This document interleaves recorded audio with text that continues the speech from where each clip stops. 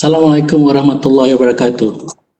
Good morning, good afternoon, good evening, depending on where your location and your time zones. Salam sejahtera. We are broadcasting live from Tan Sri Ainuddin Wahid Senate Hall, University Technology Malaysia. It's 2:30 in the afternoon. We have good weather outside. So, how are you guys on Facebook? You can introduce yourself. Please drop us some lines in the Facebook comment section.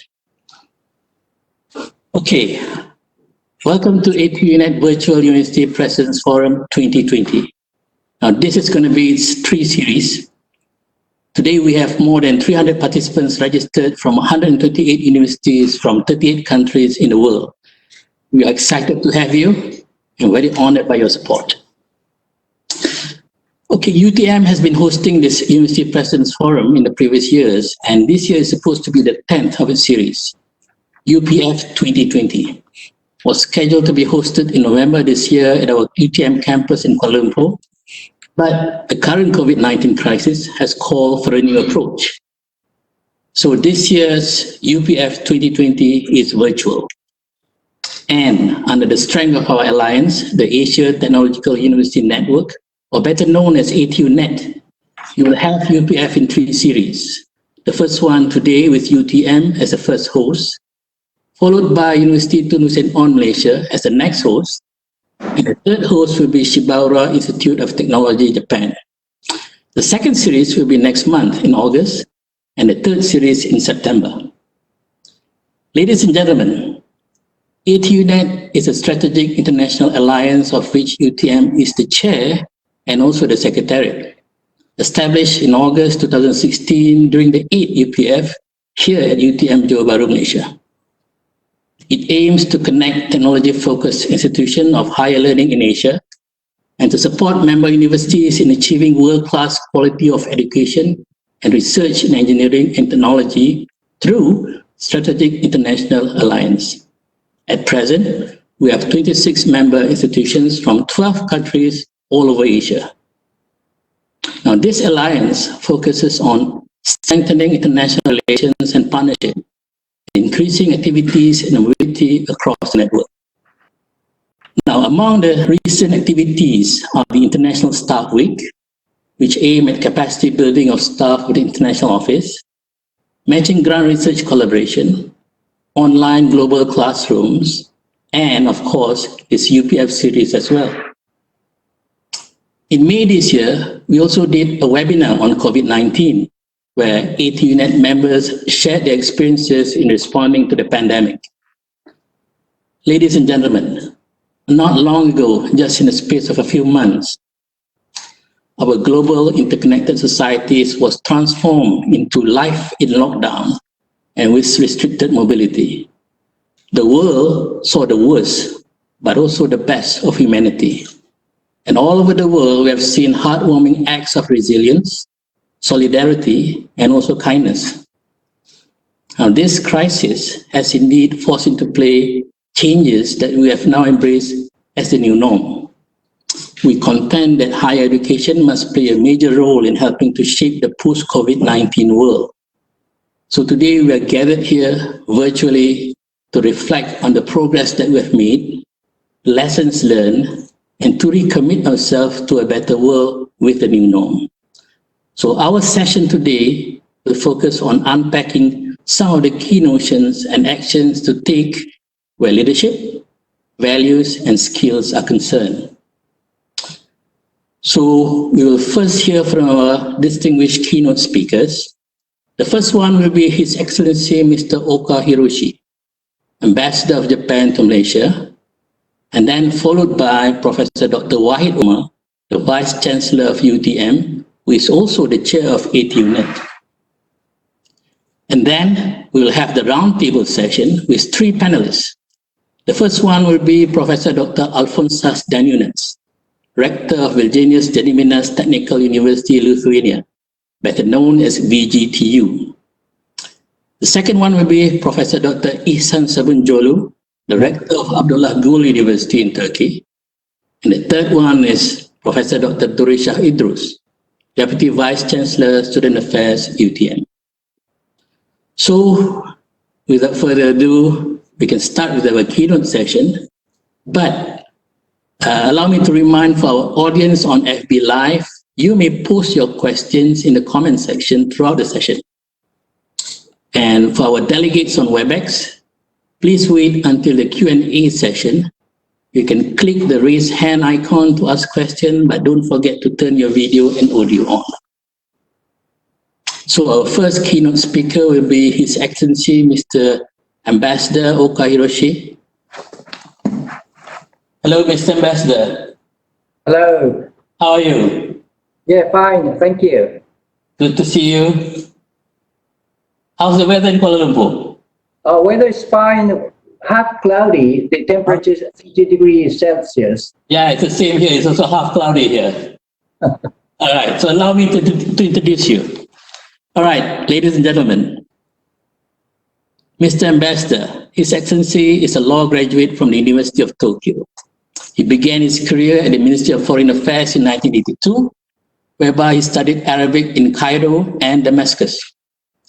His Excellency has mapped a wonderful journey of foreign affairs, advisory, and international relations at various countries, including North America, United Kingdom, New York, Saudi Arabia, and the Middle East. He was previously the Ambassador of Japan to Turkey and appointed as Ambassador of Japan to Malaysia since November 2019. Ambassador Oka particularly stated that he is determined to further strengthen the long-term friendship between Malaysia and Japan. We are very much honored by the presence of His Excellency, and we would now like to invite him to deliver his keynote address. Ambassador, the floor is yours. Thank you.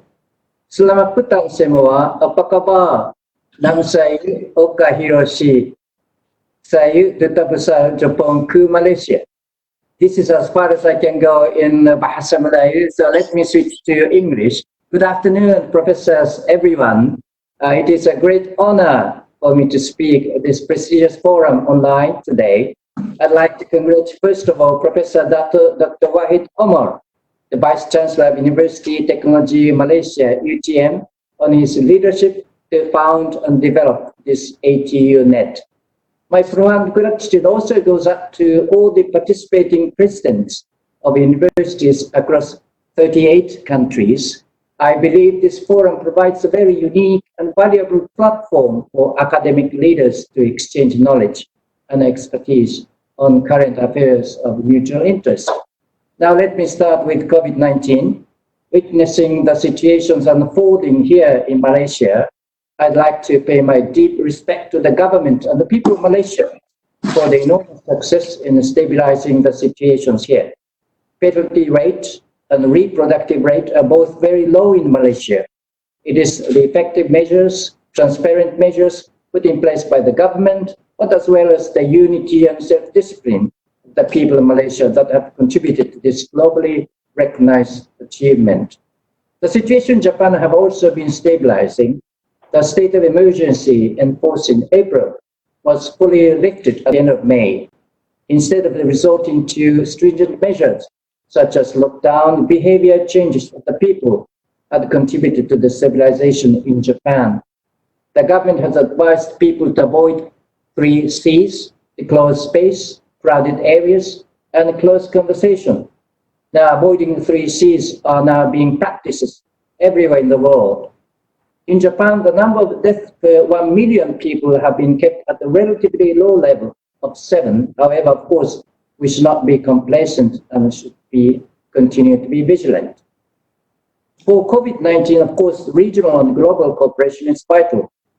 So from this standpoint, Prime Minister Abe, Japan announced his full support on the proposal to establish ASEAN Infection Disease Center, the proposal put forward by ASEAN countries on the occasion of the ASEAN 3+ Summit in April.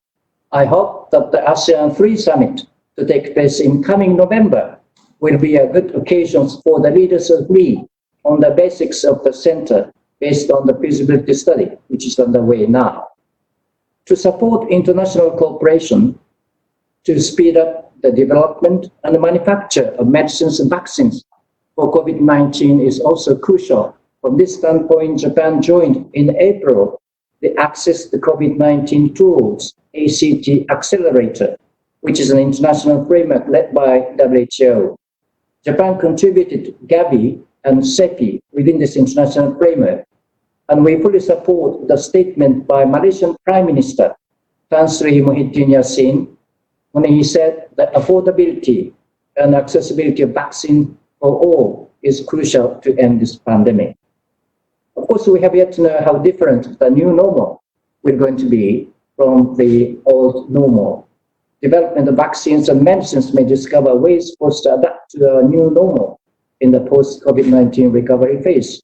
Allow me making use of this occasion to share with you some of the ongoing efforts in Japan based on the industry, academia, government collaborations for developing medicines, vaccines to overcome COVID-19. Firstly, medicine.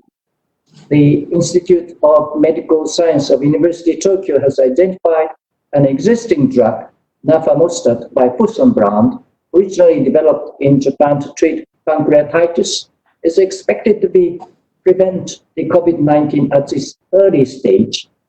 Clinical trials have begun testing for this drug.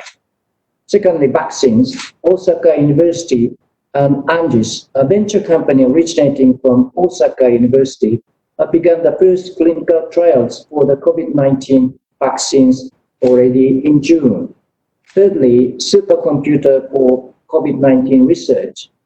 The supercomputer Fugak, which has the world's fastest calculating speed, is currently being installed in Kobe, and the RIKEN-led project, Fugaku, will be utilized to the fullest extent of course for COVID-19 related researches. As we have unexpectedly discovered the usefulness of gizmos for teleconference as we're experiencing today, our lives will no longer be the same before. And COVID-19 is a challenge, of course, for humans, but at the same time, it has also provided us a unique catalyst for socio-economic changes as we adapt to new applications of digital technologies. Education would perhaps be one of the areas most affected by COVID-19. Schools are closed, and scholarship students are not able to travel overseas or return to their home countries due to strict border controls. In Japan, school year usually starts in April, and while nearly 90% of university had to postpone their regular spring semester, but now almost all universities have begun their classes as of June the 1st. In doing so, 90% of universities are also utilizing online or distant classrooms. Similarly, schools where 98% of schools have already resumed their classrooms, including those in the form of shortened school hours or alternative attendances. One of the findings of distant learning experience in Japan showed that students in Japan do not necessarily all of them have an access to high-speed fiber internet connections. So this is one of the major challenges to execute the distant learning fully in Japan. Based on this finding, now government is working very hard to put in place an appropriate IT environment, including making sure that each and every student has an access to IT terminal. This will enable schools and universities to provide advanced education by conducting distant classes with the help of digitization. Now let me speak about the efforts to internationalize higher education in Japan. Universities, which is the integral part of human resource development, are putting efforts to attract able, promising foreign students from all over the world to enroll by internationalizing the education system and research environment in Japan. For instance, we are aiming to achieve as a target, firstly, 300,000 international students studying in Japan, and secondly, 120,000 Japanese students going overseas for studying abroad, and thirdly, 10 Japanese universities among the top 10 or top 100 in the world. And the result as of today is follows. Firstly, in 2019, more than 300,000 international students are studying in Japan. So we are close to the objective. This is more than double the number in 2009, with more than 90% students are from Asian region. Secondly, Japanese students studying abroad are also increasing every year, with 115,000 in 2018, although many of them, or more than half, are for short-term study courses. And thirdly, based on the QS World University Ranking 2020, there are 10 Japanese universities among the top 200 in the world, but only 5 universities are among the top 100. So there is a need to increase the global reputation of Japanese universities. To enhance the reputation of Japanese universities, efforts are being made to identify and develop what we call the hub universities, which has an educational environment that are par with other leading countries and universities. For this purpose, support is extended to those universities which use English as a medium throughout the courses, or proactively recruit international faculty or younger talents who have acquired qualifications from top well-known universities. Developing overseas bases to promote diversity on campus is also encouraged. To develop these hub universities, Japanese Ministry of Education, Culture, Sport, Science and Technology, rather long name, which is a ministry in charge of the higher education, MEX, has identified 37 universities and allocated a 10-year special budget to help internationalize these universities. They are categorized into 2 groups: 13 universities with the aim to rank among the top 100 in the world, whilst 24 universities pioneering in trial run based on their performance. Of course, it is not only the global ranking competition that governs the academic world today. Global issues such as poverty, infection diseases, environmental conflict challenges are all ever more important, and it is our duties, either in the government or academic field, to address these issues collaboratively. COVID-19 has vividly demonstrated the need to address these kind of common challenges by international cooperation. Japan, as the second largest Nobel Prize winner in the natural science in this century, would sure to make use of its knowledge in science and technology for the benefit of humankind. We are promoting 2 types of international joint research projects. Some examples include, firstly, the Science and Technology Research Partnership for Sustainable Development, abbreviation is SATLEPS, is a Japanese government program that promotes international joint research based on the needs of developing countries. Each research project aims to address any global issues important or relevant to the partner developing countries. A total of 157 international joint research programs from 52 countries have been selected for this subject program since 2008. For example, in Malaysia, Saga University, UTN, and 6 other institutions led a project which conducts a demonstration of an innovative hybrid ocean thermal energy conversion system in Malaysia, which is a nation with great potential for ocean thermal energy conversion. Second type of the international cooperation research program is the Strategic International Collaborative Research Program. Again, the abbreviation is SICO. It's also a Japanese government-sponsored program that promotes international joint research through collaborations with a range of countries within the kind of the multilateral intergovernment frameworks, agreements. For example, Kyoto University is promoting a joint research for sustainable development to solve common issues within ASEAN countries. This cycle project is joined by National Science and Technology Development Agency Thailand, Indonesian Institute of Sciences, and MJIT of Malaysia. Finally, allow me to briefly touch on the academic cooperation between Japan and Malaysia. Since the Look East policy was launched in Malaysia in 1981, more than 17,000 Malaysians, promising youth, have come to Japan to pursue higher study, and they are now playing leading roles in every part of Malaysian society. And their presence gives a unique strength to the partnership between Japan and Malaysia. Next year, we are going to celebrate 40th anniversary since the launch of this low-risk policy. Malaysia-Japan International Institute of Technology, the abbreviation is MJIIT, was established in 2011 as a faculty under UTM as a government cooperation project between Japan and Malaysia. MJIT, by its success, symbolizes the long-lasting bilateral cooperations in the field of science and technology under the low-risk policy. 9 Japanese professors are now teaching together with 100 faculty members at MJIT, teaching over 1,000 both local and foreign students at undergraduate as well as postgraduate levels. MJIT has even contributed to contain the spread of COVID-19 virus, not only teaching within universities, but making proactive contributions to the society. Some of the graduates of MJIT acquired master's degree, led the process of developing SLPs and setting up quarantine stations for the country. Manufactured by the state-of-the-art 3-dimension printers in MJIT, also distributed throughout the country to protect frontline medical officers, doctors, and nurses.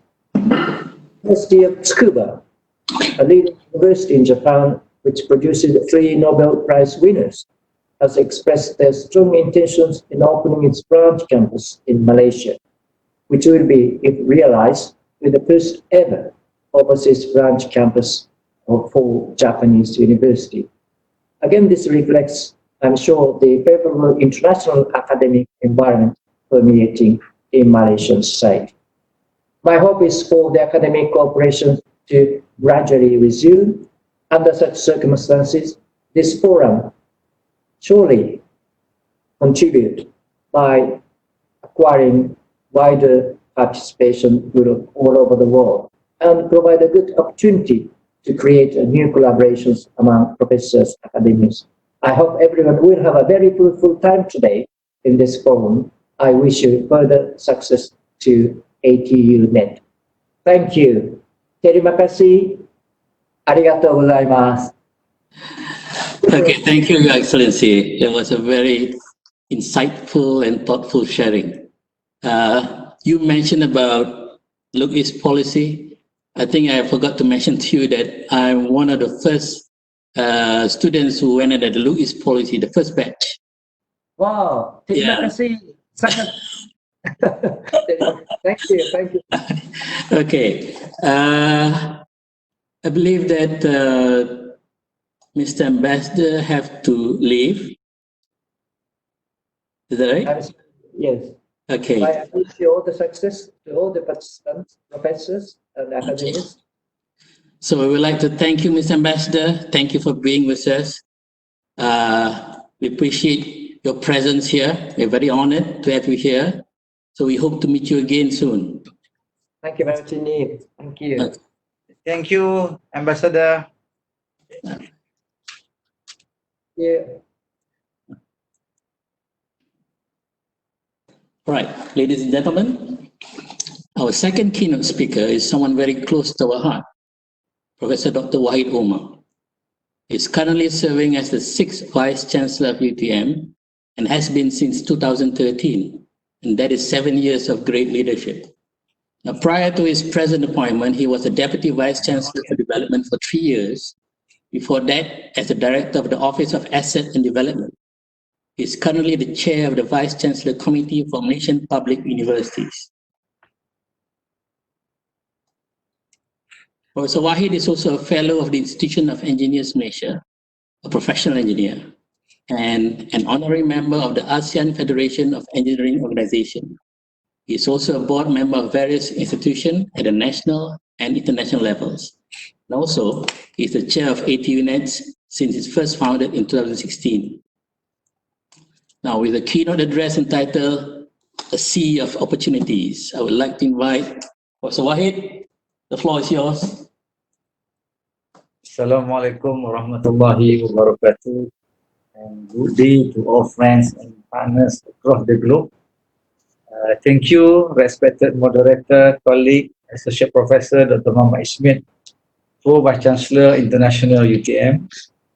His Excellency Mr. Oka Hiroshi, Ambassador Extraordinary and Plenipotentiary of Japan to Malaysia, Professor Dr. Alphonsus Dan Yunas, Rector of Virginius Gediminas Technical University, Lithuania, Professor Dr. Ehsan Sabunjolu, Rector Abdullah Gül University, Turkey, colleague Professor Dr. Durishah Idros, Deputy Vice Chancellor, Student Affairs UTM, Presidents, Vice Presidents, Directors, and Deans, all delegates, staff, and students. The University Presidents Forum is a tradition of UTM that is held annually, with the exception of last year where we concentrated on hosting APAI 2019. This year marked our 10th year to host UPF. We had hoped to give you a warm welcome at our campus in KL for a 3-day event. With the new norm, we are meeting in this virtual world, and it has brought closer attendees from Asia, Africa, Europe, Middle East, Oceania, and South America. This year, we saw the registration of more than 300 delegates from 128 institutions across the world. We are truly honored with your support and presence, and we hope that this program will pave the way for more impactful and meaningful programs to benefit both local and global communities, especially at times such as this. Ladies and gentlemen, this year we are confronted with an unprecedented crisis the world has never experienced before. Statistics provided by the World Health Organization indicated that as of today, the COVID-19 pandemic has affected 216 countries, with almost 13 million cases and over 500,000 deaths globally. COVID-19 has been one of the greatest global collective crises. Malaysia stands together with the rest of the world and in solidarity. Let's take a moment to honor and remember those that we have lost, our colleagues, friends, and family all over the world. Ladies and gentlemen, when the survival of humanity is threatened, the only option is to rise above the limitations of our condition and to take the higher path, the path of compassion and understanding, and of courage and perseverance. For UTM, managing and mitigating the impacts of the pandemic, thriving and moving forward was done with the institution operating as a team and as a family who cares deeply for one another, supports each other, and one with a greater willingness to sacrifice their own personal comfort to help others in need.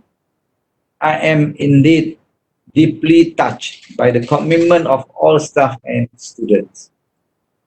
From where I was standing, confronting the COVID-19 crisis was akin to leading an armada through a storm. You are right at the helm with the fleet on your left and right, and also behind you, and you are doing your best to weather out the storm, making sure that no one is left behind. Thomas Reid, in his essays on the intellectual powers of man, published in 1786, said that a chain is no stronger than its weakest link.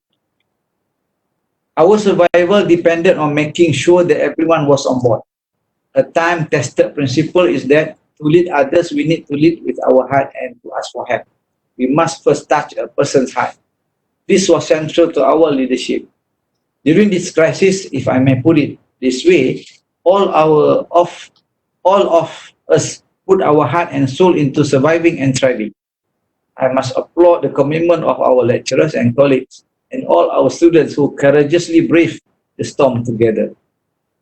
Ladies and gentlemen, there's always an opportunity with crisis. Just as it forces an individual to look inside himself, it forces us as an institution to reassess our resilience, to stay true to our purpose of being in this world. UTM is governed by the philosophy, vision, and mission that the divine law of God is the foundation of knowledge. In line with this, with His will, UTM strives with total commitment to attain excellence in science, technology, and engineering for the well-being and prosperity of mankind. We translate this philosophy into our vision and mission, that we are to strive for excellence for the sake of God by prospering the lives of others. We are now several months into the COVID-19 pandemic, and it makes sense to take a step back from the sprint of response to reflect. Drawing some key lessons from the crisis, we contend that leadership must always put people first. The magnitude and gravity of the multifaceted impacts of the crisis on both students and staff cannot be undermined. Driven by our purpose and values, when the crisis hit, first and foremost, we concentrated on strengthening our sense of belonging. We actively listen to our staff and students are really saying. We ask questions not only about work or studies, but most importantly about how they are really doing. We use more platforms for communication and engagement to allow more voices to be heard and responded. We increase more online activities to connect and create inclusive experiences. It is important that everyone feels they are part of the whole, that we genuinely care about them, and that we have each other's back. Some of the practices include communicating with students through WhatsApp and other social media platforms to ensure students are comforted, well informed about ongoing situations, and advised accordingly concerning their studies and their mental and physical health. Administrative staff, lecturers, academic and club advisors played a great role in establishing regular contact with students to assist them in coping with the movement control order and the sudden shift to the remote and online teaching and learning. As DeFi Chancellor, I personally sent out messages to students at peak times on alternate days, and especially when I felt the extra assurances and reach were needed by our students. The human touch is truly fundamental and even more critical during the crisis. Ladies and gentlemen, the second key lesson is managing by trust and empowering others. It was essential for us to establish trust with our staff and students from the outset, and then to continue to nurture that trust, most especially through the times of crisis and change. Everyone needs to feel that they are here for the right reasons, working towards shared goals with a shared sense of purpose. Everyone needs to know that they are valuable members and has a role in fulfilling their purpose of being that is for universal prosperity. As a result, we saw inventiveness, novelty, and altruism for the greater good.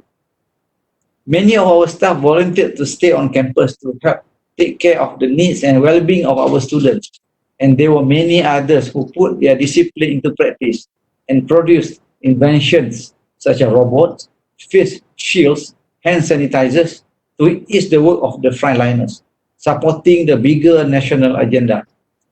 Some of the practices may seem simple, but the impact to building a cohesive institution cannot be denied.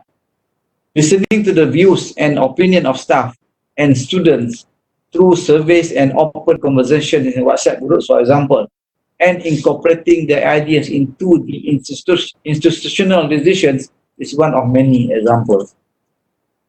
Recently, we implemented online and remote final examinations for the first time with all faculties on board. I'm very proud of our students. There was zero misconduct during examination on record, and all examination went smoothly, albeit online. I believe trust goes in two directions. A leader must be trustworthy, have the capability to trust, and must demonstrate trust through practices. It is by doing so that we are able to teach values and to create a climate of respect and fairness at all levels. The pandemic simply created an opportunity for our students to put into practice the values that they have learned and approach the examination with integrity and trust. The third key lesson, which we might call as a Sharon D. Peters coincidence, is foresight. As a technological focused institution, we have been investing in digital infrastructure even before the pandemic. A total of 25 million Malaysian ringgit has been invested for ICT infrastructure since 2018, including for upgrading of Wi-Fi, database and computers. An additional of 12 million Malaysian ringgit was recently invested for ICT infrastructure to upgrade the internet network, to provide laptops for staff under what we call beyond buy your own device initiative, to purchase internet data for staff and students, for subscription to online examination service, e-meeting and upgrading of many online applications. In other words, we were heavily invested and committed towards digital transformation, and thus we were much more prepared. The pandemic simply pushed more initiatives into action and accelerated the process and progress. Ladies and gentlemen, the new norm is a sea of opportunities and the sky is our limit. Institutions of higher education have a big responsibility to help prepare its narrative. The constraints of new world should not discourage us. Instead, we should be driven by a unifying vision for higher education for universal well-being. There is a local proverb that says, "Bagai aur dengan tebing." It talks about the relationship between the bamboo trees and the riverbank as an ecosystem supporting each other. It signifies uniqueness, strength, and mutual interdependence for survival and growth. It is high time that we strengthen our friendship and alliance for more collaborative work. Higher education must continue to play its overarching role, with institutions and individual staff and faculty members joining forces to share knowledge and expertise and putting them into practice in overcoming the crisis together and building the new future.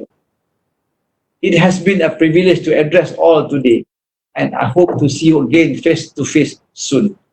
In the meantime, we are open to virtual international engagements.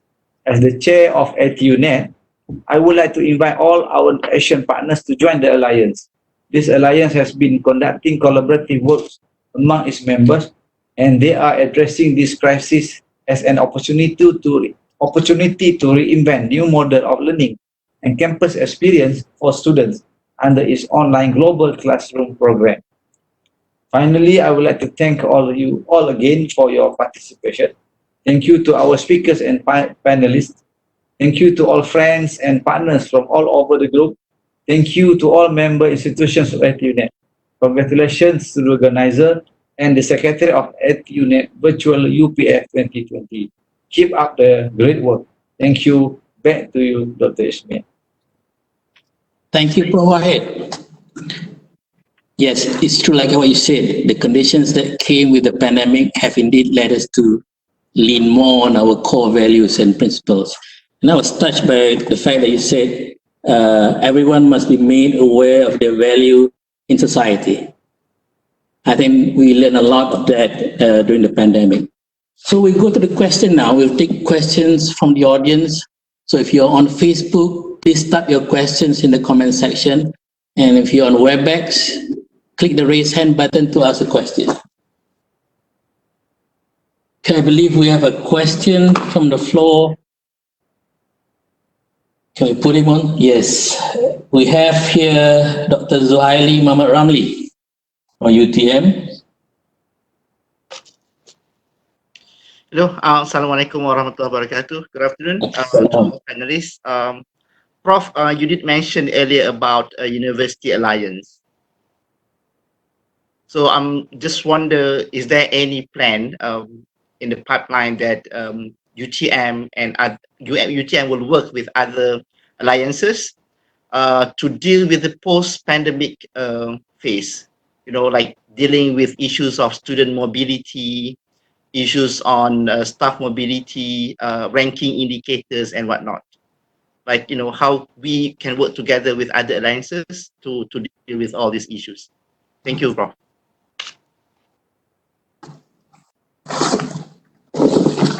Go ahead. If you want to, you can respond. Thank you for the question. Actually, what we are doing now is actually to work in alliance. Yeah, so we have ATU-Net and UTM. We are very active in international collaboration. For example, just now, the ambassador mentioned that with Japan, we have more than 30 universities we work on now currently and across the globe. For example, last year we hosted APAI which we attracted 2,500 participants across the globe. What is the purpose of that? The purpose is to work collaboratively with our partners throughout the globe. For what? For the benefit of our students. For example, when we have friends, we can organize, like you mentioned just now, mobility for our students. We can have exchange programs among students. We can have mobility among our staff. In fact, we have good programs currently, for example, under Erasmus.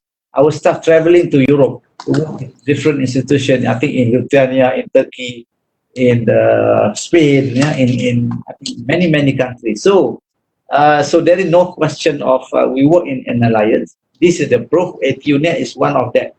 The alliance that we founded together with our friends in Asia. And for UTM, I like to also to tell you that we are also in the alliance of World Technological University, another alliance across the world. So I think to answer you, yes, we are very much in this, working in partnership with our friends and partners as what we are doing today. Thank you very much. Thank you, Prof. Wahid. We're still waiting. Oh, there's one more question, I believe.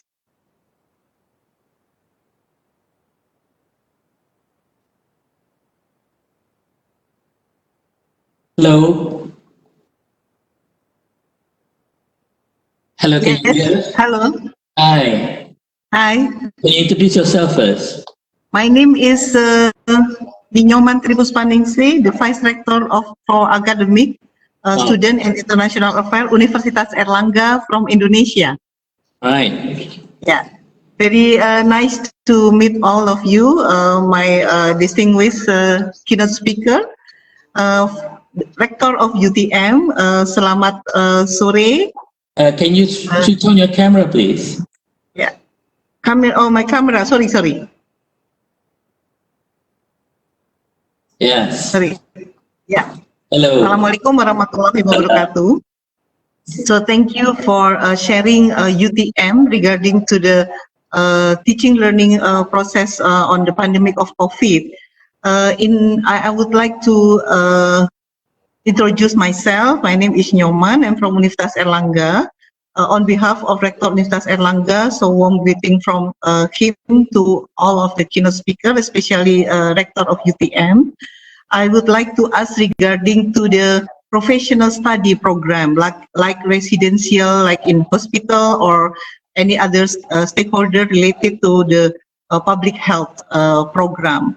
Because in Indonesia, we also have a difficulty to put our student in like a hospital that taking care for the patient of COVID-19. So then how UTM handling or managing this kind of the student for professional study, especially in health sciences like medicine, dentistry, and also nursing, and the other like pharmacy, that they are a professional graduate then, so they should hands-on anything that related to their core competency. So I would like to hear from your experience in Malaysia, especially from the UTM. Thank you very much. Thank you.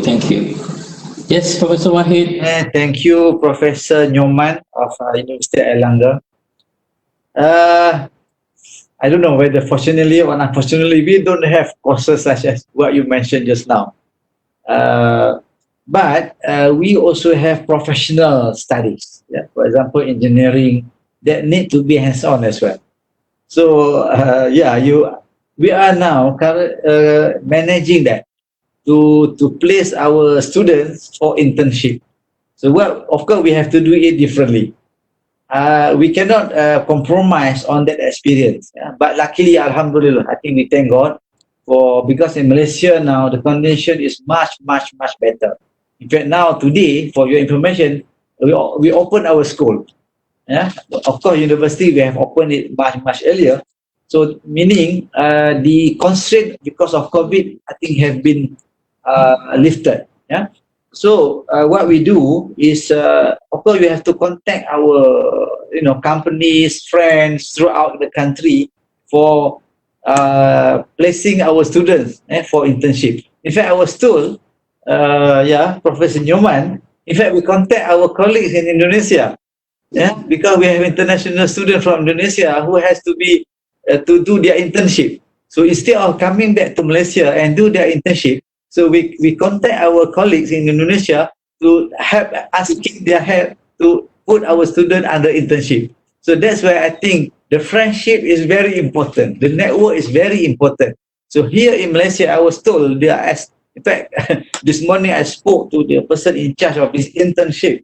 We resolved about 80% of our students already.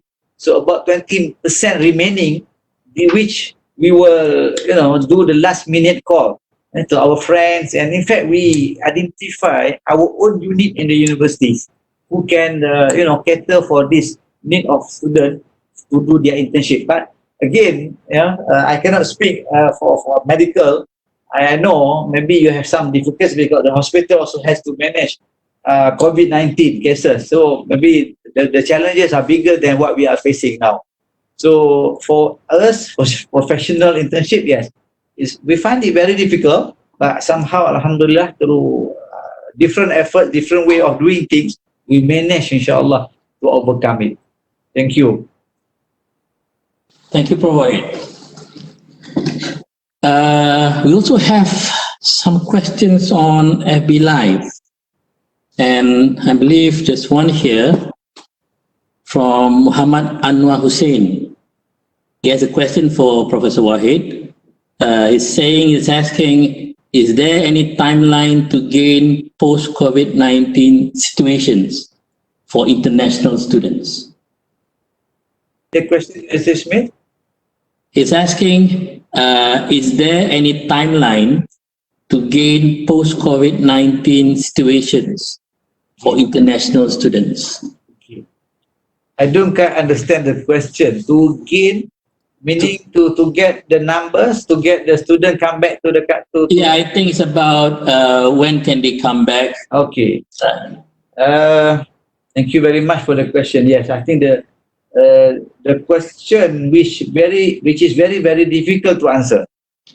But of course, we pray that the COVID-19 will settle down very, very soon. Then we can welcome our student back to campus. For local student, I think inshallah, the ministry already issued the guideline, which by October we should be able to open our campus, meaning the student can come to the campus and can study, face to face.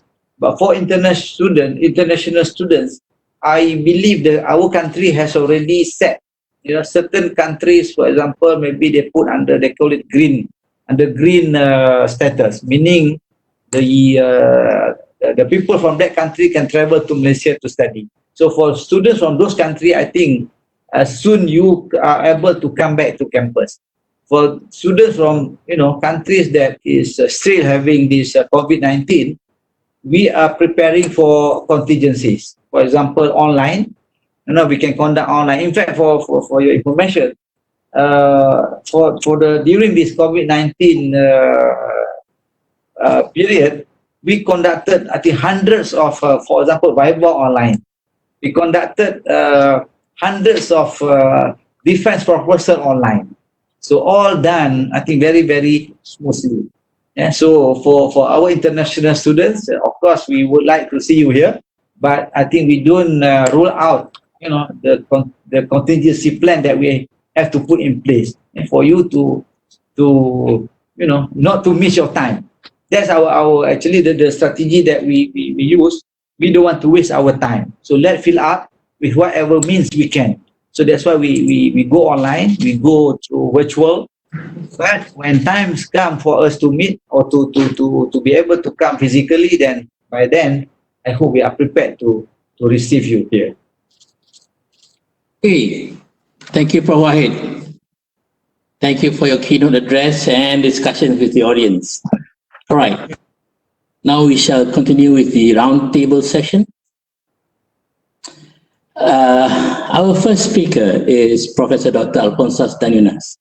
He is Director of Virginius Genuinus Technical University, better known as VGTU, Lithuania, since 2011. Previously, he was the Vice Rector of Studies of VGT. He was also the President of the Lithuanian University Rectors Conference. He is currently a member of Council of Lithuanian Confederation of Industrialists and member of numerous committees and working groups for the Lithuanian Higher Education, Research and Innovation Strategy. Professor Darionas, hello. Can you switch on your mic? Okay. Ladies and gentlemen, How are you, good afternoon. Good afternoon.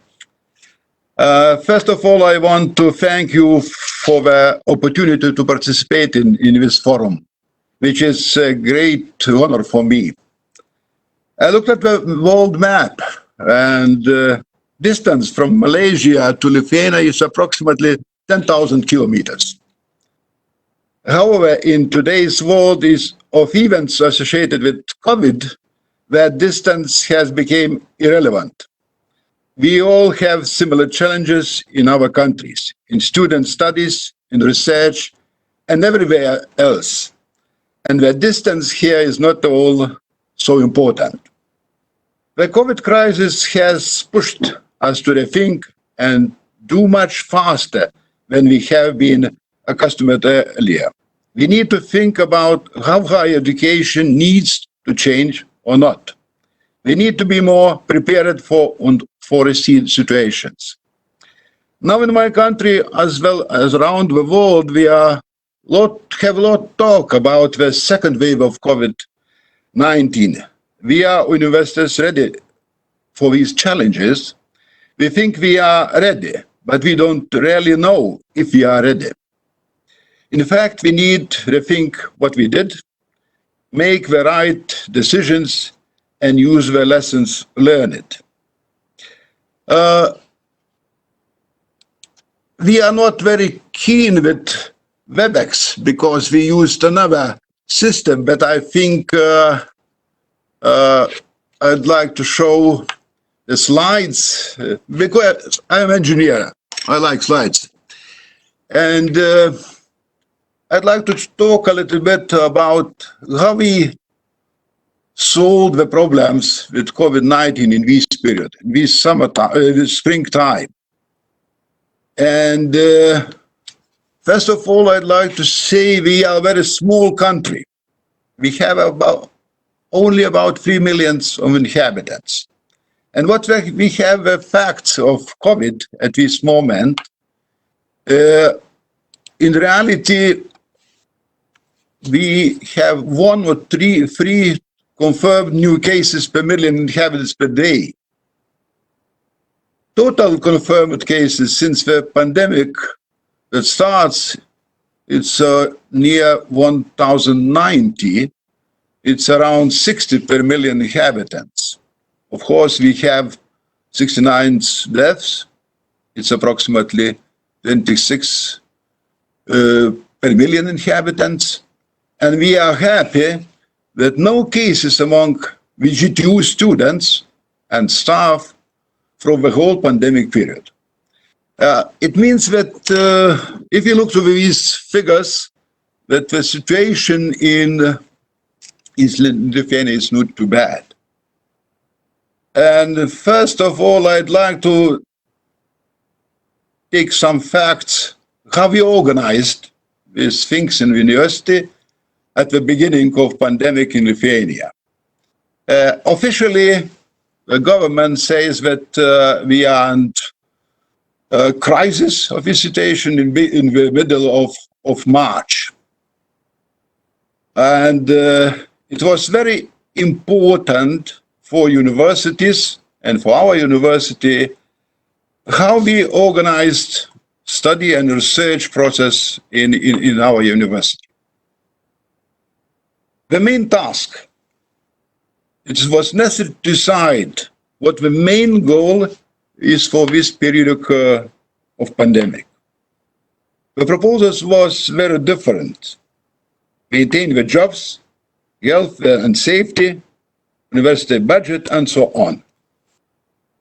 And we decided that the main task is health and safety of the university community.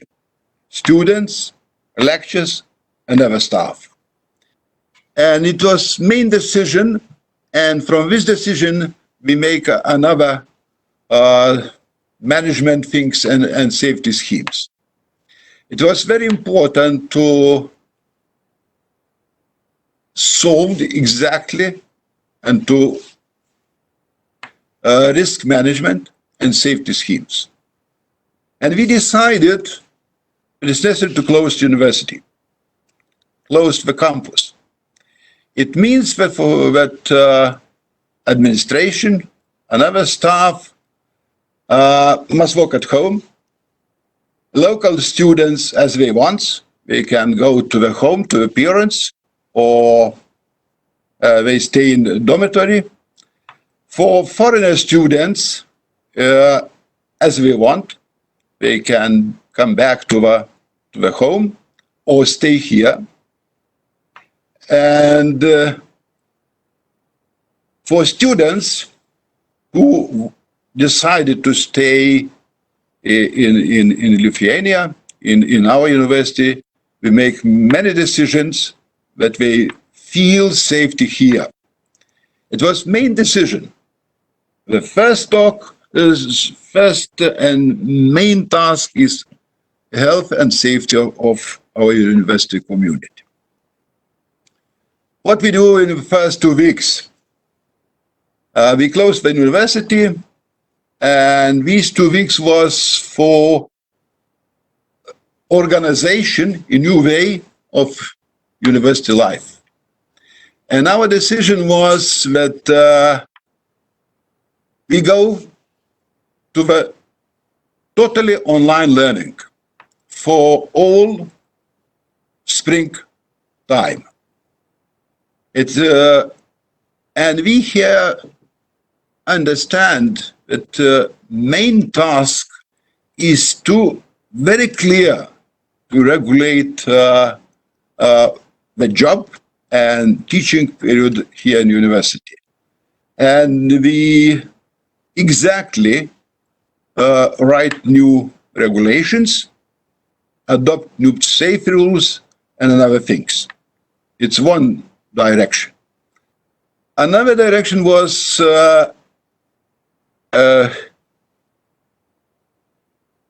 very clear communication with staff and students, what will be in the future, what will be decisions, university, and how we lived few months in the future.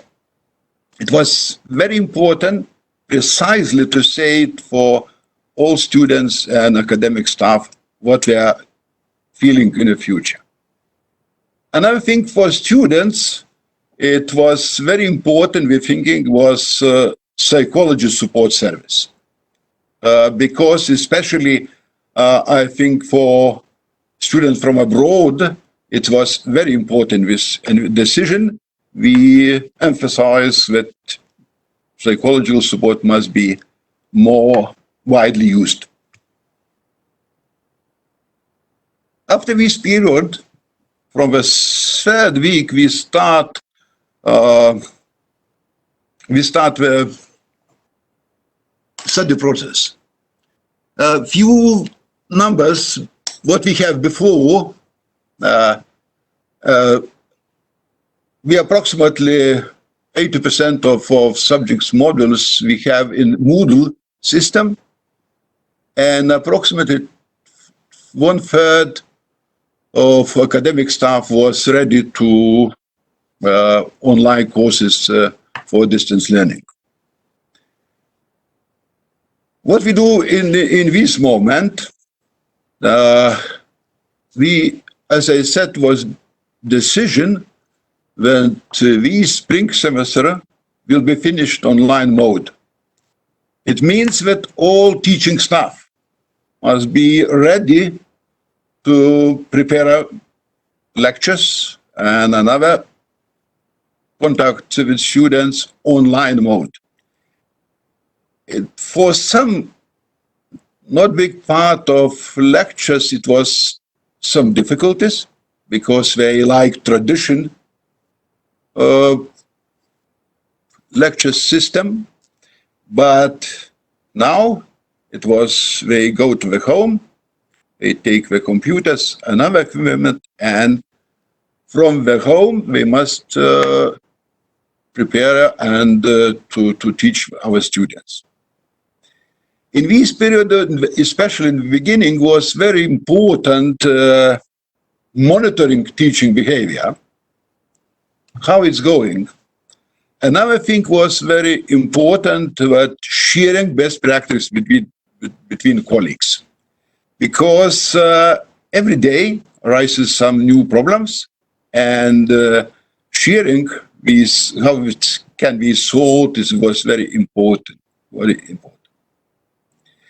And again, I'd like to say that very important was that we have every day, every week, different courses, webinars between academic and administrative staff.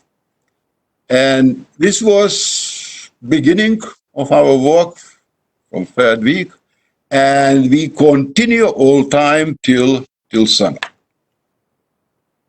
Of course, it was big challenges sometimes, and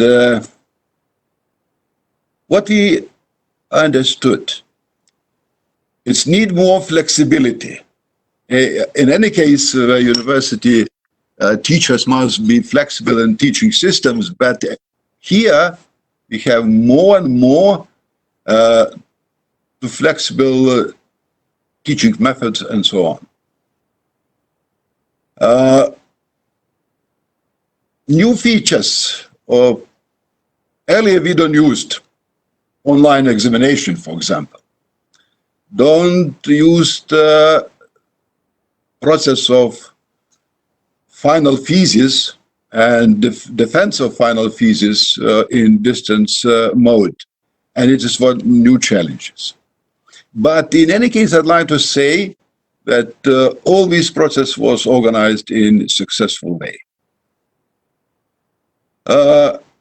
It was very interesting that students, especially master degree students, they prefer this distance learning compared with earlier what was in regular form.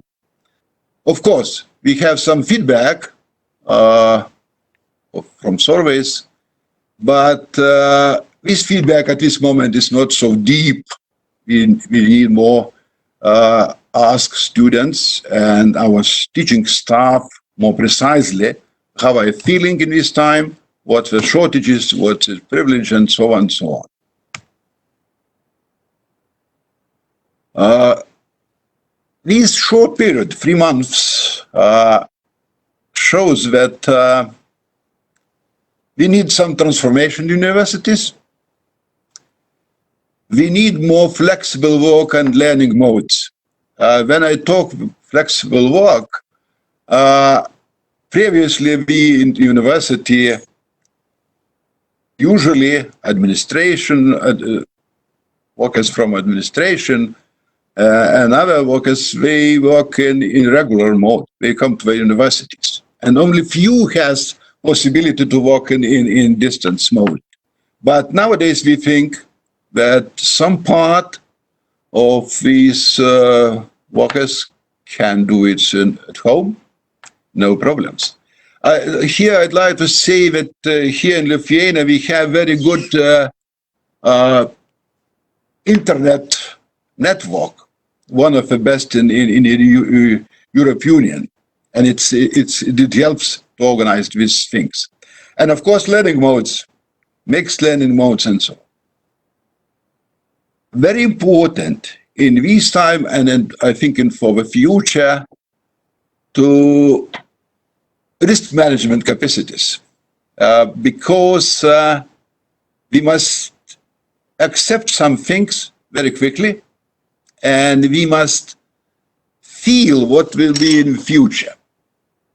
And of course, big changes must be in students' mobility and teaching staff mobility. And we here have virtual mobility, blended types of mobility, but it's not easy to organize these things. What we're planning, according with our experience, we hope that this year autumn semester to be started in regular mode. We hope. This is reason was to change some regulations of studies, and these regulations more oriented to that something can be done in distance learning mode. For example, we decided that for master degree students, approximately half of lectures can be delivered online. And here in Lithuania and in Europe, usually all graduate students, they have job, and it helps more flexible to organize his job and our lectures. Of course, we have some additional infrastructure that is everywhere. Of course, we have in the mind that second wave of COVID-19 can be, and in this case, our decision that we come back to the online study system. What's next?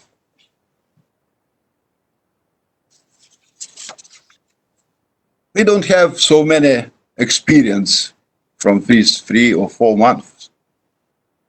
And what is very important, how we keep or take or get the higher quality of teaching and learning. I think that this, sometimes when all time is in distance learning, we lose something. And it's very important to check, if this is possible to check, to say if we don't lose the quality of teaching.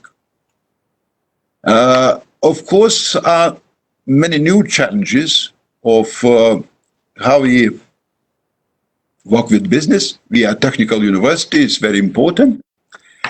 And how we organize research activities.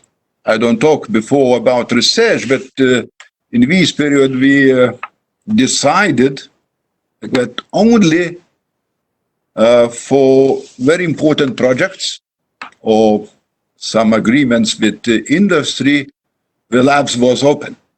Most of them was closed. But for technical university in the future, it's impossible.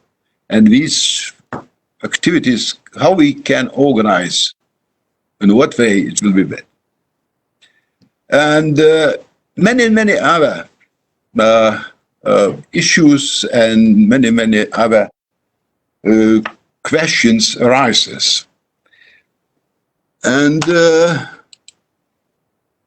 I think that we now have experience how we can work in extreme conditions. We realized what could be changed quickly and effectively. But these changes need to be very much discussed. And it's useful question. It is useful for a long period. It's question. We are probably have a second wave of coronavirus, maybe third, that we will get back to the normal life in 2 or 3 years. And of course, with some little changes, and it's important to know not to lose the fundamental qualities of a university that we had before. It's very important. Thank you for your attention. Right. Thank you, Professor Daniunas. Thank you for sharing VGTU's experience during the COVID. I was very interested to hear that Lithuania have a very good internet connection. Is that true, sir? Ką sako? Bet ko iš manęs klausia? Professor Daniunas? Jo, sorry. Thank you for your sharing. Yeah, thank you. All right, okay, all right. Our second speaker has pre-recorded his presentation and we will play it shortly. But before that, just a reminder for our audience on FB Live. Now, you may post your questions in the comment section throughout the session. And for our delegates on WebEx, you have to wait until the Q&A session. Then click the raise hand to ask question, and don't forget to turn your video and audio on. And also for participants on WebEx, you are on attendees mode, so you will not be able to see the other participants on WebEx yet.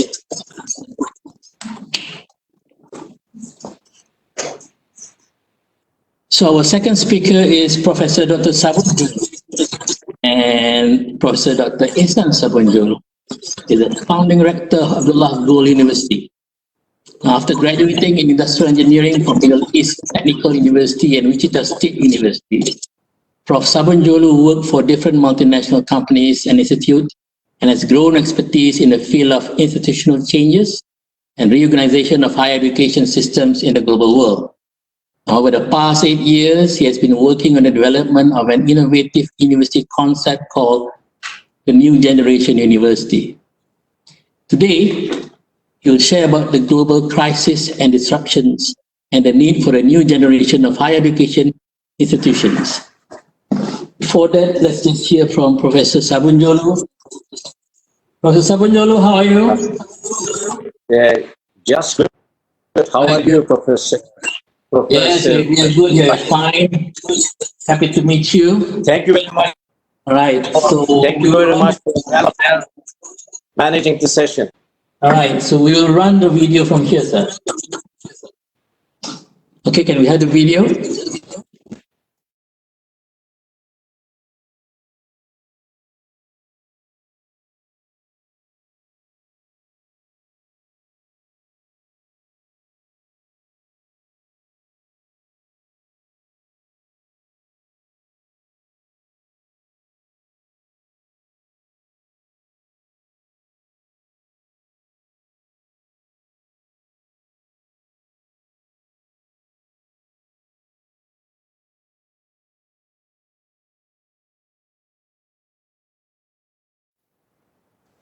Dear all, it is a great pleasure for me to address you as the rector of Abdullah Gül University, a new innovative institution which was established to carry out the mission of pioneering new generation universities.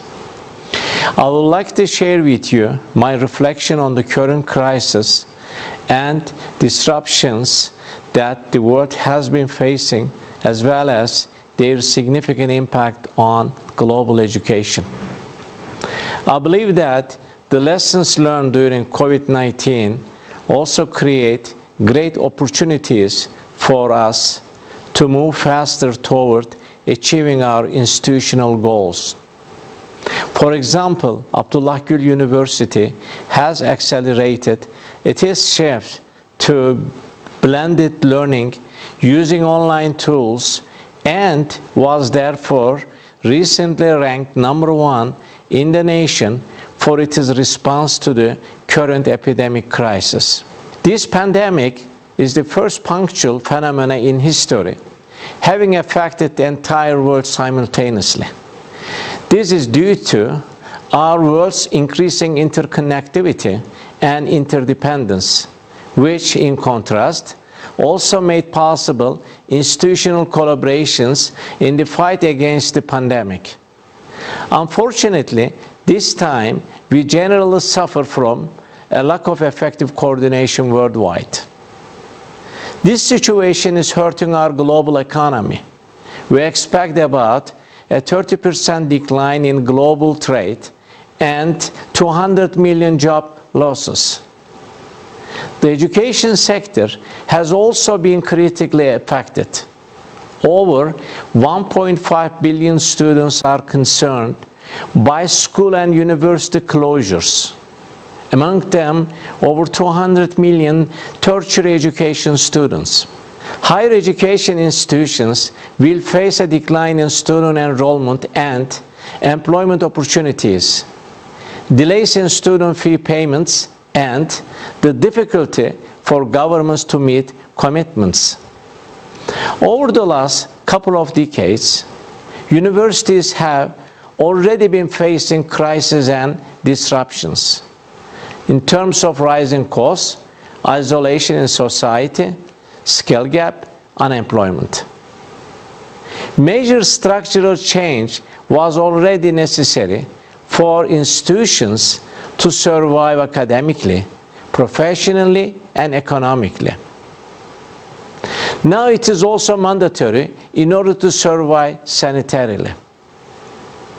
The current situation simply accelerates the imperative shift, and institutions which had previously initiated the change have been comparatively less affected by this pandemic. COVID-19 has generated immediate short-term reaction from universities in the form of distance learning and online methods. We now need to focus on mid and long-term measures to start in-depth change so that higher education institutions are more relevant, equitable, capable of creating a positive societal impact. When it comes to leadership, I believe that strategic planning is necessary, and it should emanate from vision and mission statements. Higher education institution leaders should communicate core values with all stakeholders and community members to maximize beneficial impact. For example, at Abdullah Gül University, all decisions emanate from these 10 institutional values. These new values, visions, and missions should focus on contemporary topics such as global challenges and United Nations Sustainable Development Goals, societal impact, cross-sectorial and international collaboration, common human values to produce empathetic ethical leaders, and passionate social entrepreneurs. Especially in difficult times like today, institutions should show some level of flexibility and adaptability in implementing regulations. It is also important to commit to clear objectives and expected outcomes. In this context, we should design new strategies, master plans, innovative teaching and research centers, creative curricula, and new digital tools.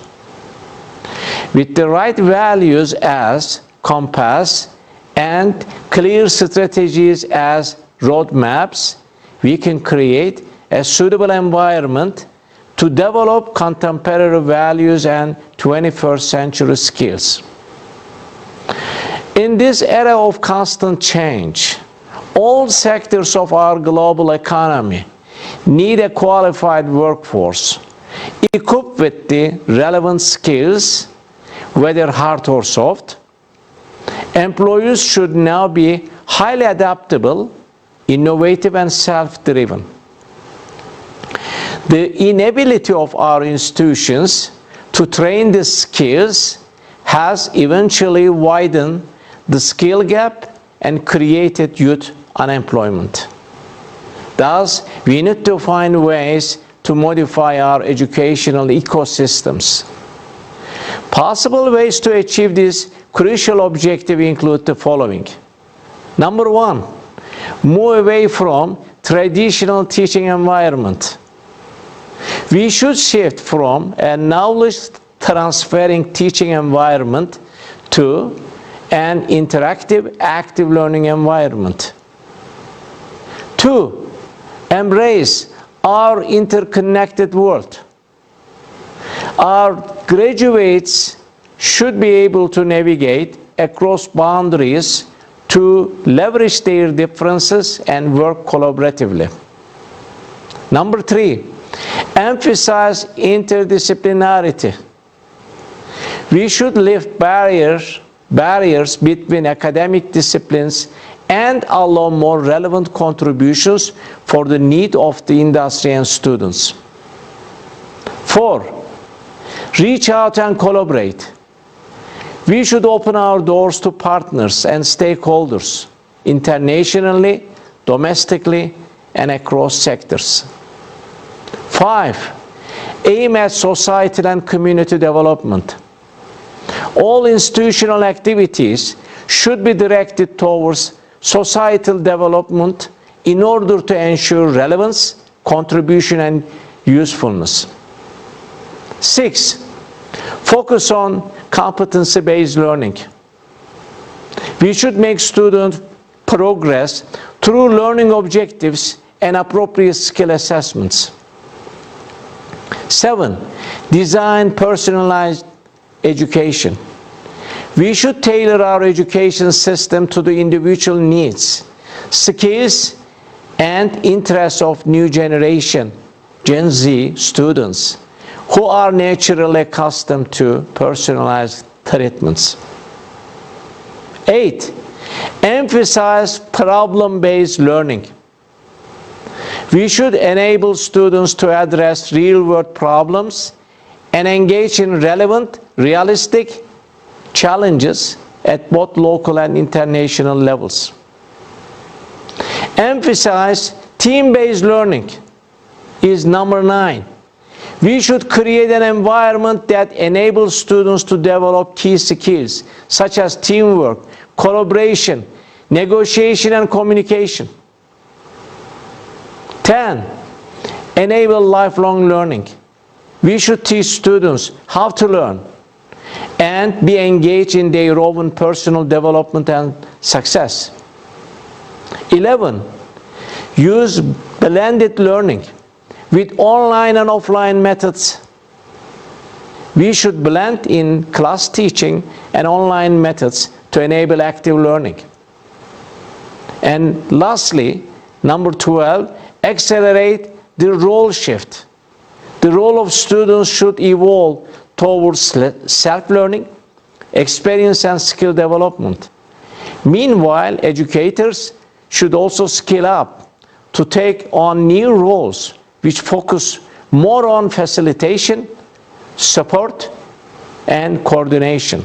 In conclusion, the new challenges resulting from the COVID-19 crisis go along with new emerging opportunities. We should seize these opportunities in order to initiate necessary mutation of higher education with the goal to make it more relevant and equitable. I encourage all of us to embrace change and create new visions, missions, systems, and methods in order to enable our institutions to regain their role as the cornerstone of our global society.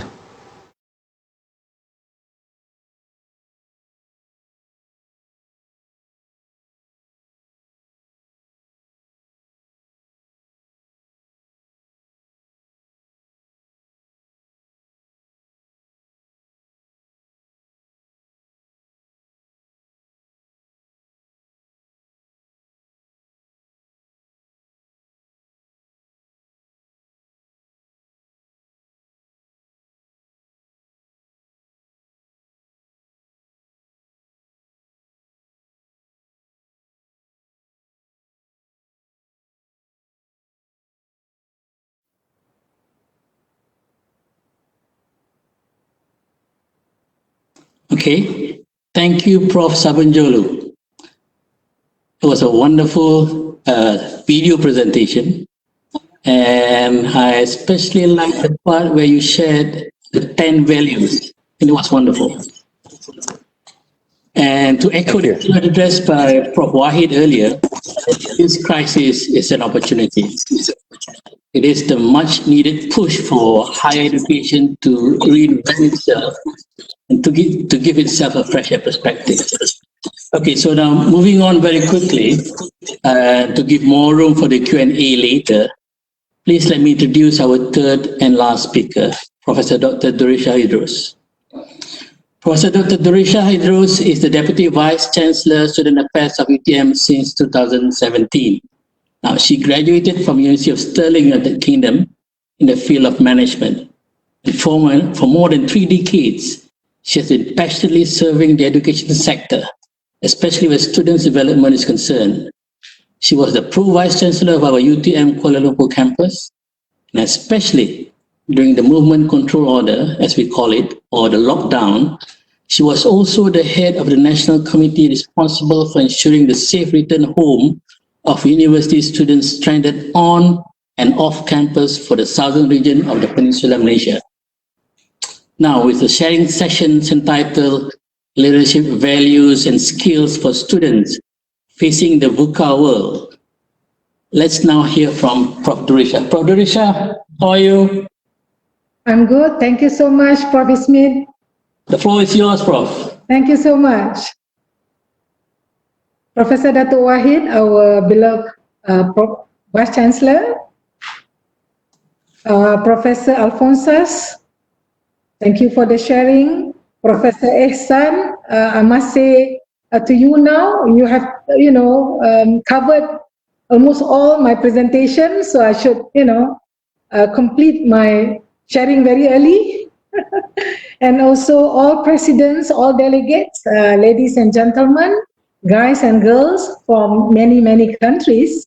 Good afternoon from Malaysia, maybe, good evening or good morning from across the globe. I'm so very happy today to share the topic entitled Leadership, Values and Skills for Students Facing the VUCA World. I think VUCA world has been an overused word. Everybody is talking about it, but today let me just share a little bit how VUCA world, in a sense, since the pandemic or the COVID-19 pandemic, it fits together. It really explains what VUCA world is, okay? I just share a little bit on the meaning of each of these words. Volatile, for example, how the world is a volatile world even before the pandemic. We talk about changes, we talk about, how conventional jobs are gone, we talk about robotics, we talk about Internet of Things, we talk about artificial intelligence, we talk about so much constant changes that the world has become quite volatile. So that is one. And then the next one, we are saying the world is so uncertain. There is, uncertainty all over the world. It is true. So, okay, we do forecasting, we do strategic plannings for 3 years. Before this, we do it every 5 years. We hope we can prepare, we can plan for our future, but it can be disrupted just by having COVID-19. So, all right. And the third one, the world is so complex, all right? The world is so complex, and I think just few years back we talked about globalization, remember? And we think by having globalization things are going to be okay because we are so interconnected, We have the digital economy, we talk about it a lot, and then we say we're so interconnected by using technology and we innovate, that's what we believe in, and we move across nations so widely, so easily, and then we have the online of everything. So we think our problems are going to be solved faster, more efficiently, more seamlessly. That's what we think. How wrong we are, all right? When pandemic COVID-19 comes over, suddenly things change. And today, the whole of today, we're talking about how are we going to move on in terms of higher education sector. Okay, and then ambiguity. How ambiguous things are. In the past, we think there is black and there is white. I live with all the engineers around me, that white is one. I think the majority of the academics at UTM and many technological universities are engineers. Okay, they're trained in black or white. But then suddenly we say, hey, what about gray? Maybe gray rules, and maybe we need to have more gray, thinking about, the marriage of black and white. And I think this is what the explanation of VUCA world, and how suddenly pandemic, the COVID-19 impacted our life, the higher education sector, everything, the economy, the political scenario, and also the social, how our social interconnectedness are being affected by just this pandemic about, almost 5 months ago. So, okay, how is this? Because I think our Vice Chancellor, Dr. Wahid, has shared quite a lot on the hard facts of how this COVID-19 impacted on all of us here in Malaysia and especially in UTM. I think as the DVC for Student Affairs, the Deputy Vice Chancellor for Student Affairs, Professor Ismit shared just now how I think we have the MCO or the Movement Control Order, number 1, number 2, number 3, 4, 5, and now we are in the, I think this is the 6th MCO, the Movement Control Order, I think the 6th one. And we hope this is the last one. So I've seen how students and student leaders, are impacted by the pandemic COVID-19. How, if we are not responsive enough, if we're not fast in reading, how this is going to impact their learning and their well-being will be left behind. And maybe Malaysia will still be, in the phase where we're so much worried, and maybe we cannot let all the students to come back. We may not have, the best, among the best online study or remote learning that we're now enjoying. The students are now enjoying across Malaysia, across the world, where the international students, some of them are back at their home countries, some are here with us on campus, some of the local are here with us on campus, some of the local are back at home with their online or remote learning. So we are not going to be at that position where we are quite comfortable with things, how things are at UTM Malaysia or many of the universities across Malaysia, if we did not engage the students on all the things that we need to do fast. And we need to really, not to say comply, but to say that we are really alert about the challenges then for us to be able now to come back. And truly by October, the doors are going to be fully open for all the students to come back. And on campus, we're going to offer them online learning plus the face-to-face learning, the blended learning. So I'm happy to say that, the progress from full lockdown to what we are now, I would say, enjoying is because we were then quite adaptable, we were agile, the students were too, and we engaged them fully. We ensure that they are together with us to really feel how it is in life of emergency, in life of the need of us to really, change and how we need to really rebound fast. So, okay, my take are this, okay, to all of us, all of you there, is leadership still important for all of us, for the students and all of us who are playing the role at higher education sector? If so, what should it be based on? And for me, it must be based on knowledge, and knowledge must be based on values, and the right values, and the substantiated, and these must be substantiated with the right skills. And because these are so vital, I think leadership is the keyword still. I think it is still very important, but so is knowledge. Then with knowledge, we will be able to have the appropriate, we must marry that with the appropriate values and substantiate that with the right skills. I think this is the way forward, and maybe as students, but maybe also especially as students, it is of the utmost importance for them to possess the right appropriate knowledge, equipped with the right values and empowered with the right skills. I think that is my biggest sharing today. For us to go on, I think we have heard all the sharing.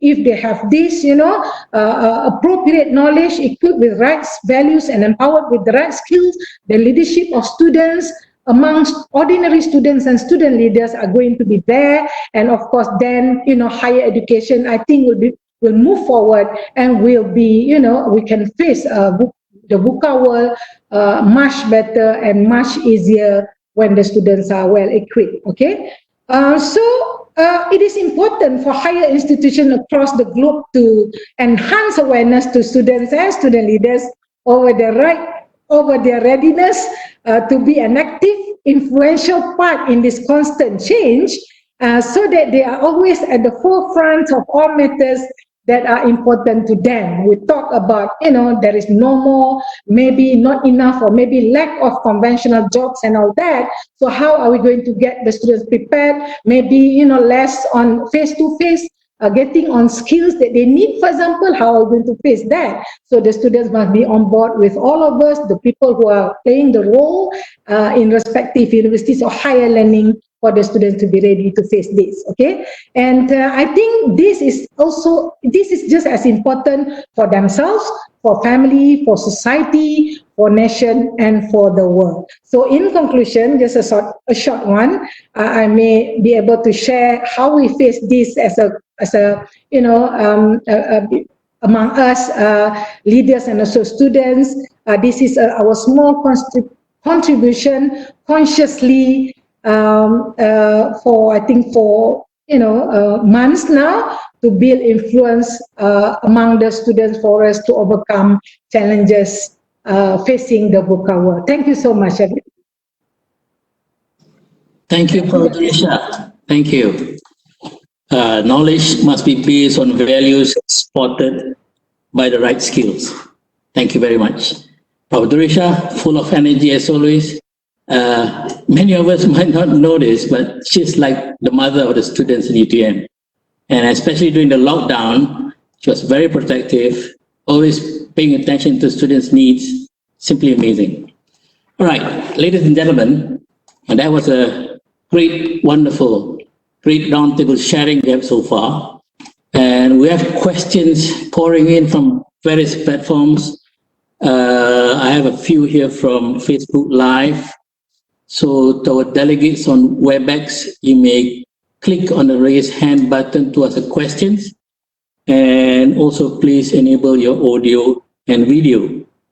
So let's go through some of the questions that I've received so far.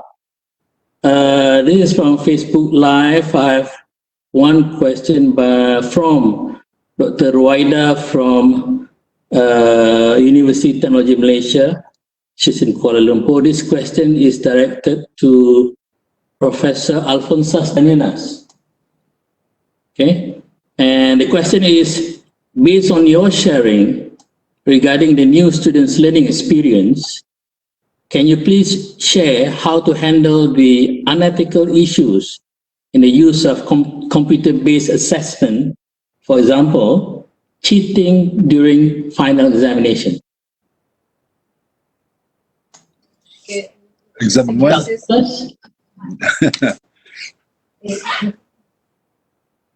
Actually, okay, thank you for question. When I make the presentation, I said that one of most difficult period in this online learning is examination, because young generation, they like sometimes to make not all things in the right way. It's possible to say, but we do in this way.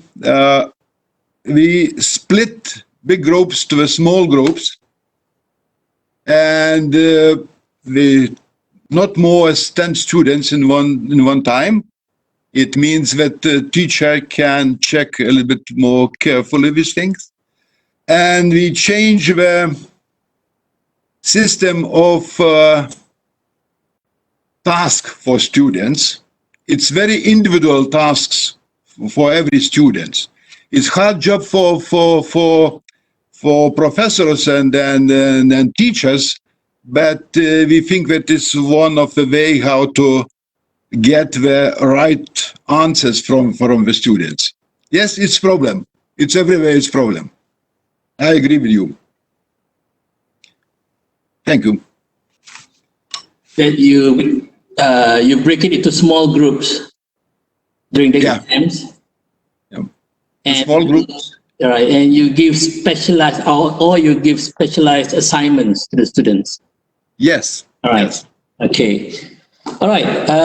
We still have a few more questions. This one is also for you, Professor Alphonsas. This one is from Dr. Nur Zaira Abdul Rahim. She asks, one of the issues that you highlighted was the quality of teaching and learning experience. And how is the assessment of the teaching and learning quality is conducted by your university? She asks again, is there any new assessment criteria you consider? Or do you drop certain existing criteria to make the quality assessment more flexible, considering the situation that we are facing right now? Professor Alphonsas? It's not easy to answer because the quality, in any case, if you regular studies or not regular studies, it's not easy to measure the quality. And we have many criteria as usually in evaluation system. But I think in this period, to measure the quality of materials for studies from which will be made by professors, it's easier to check. Is it good or not?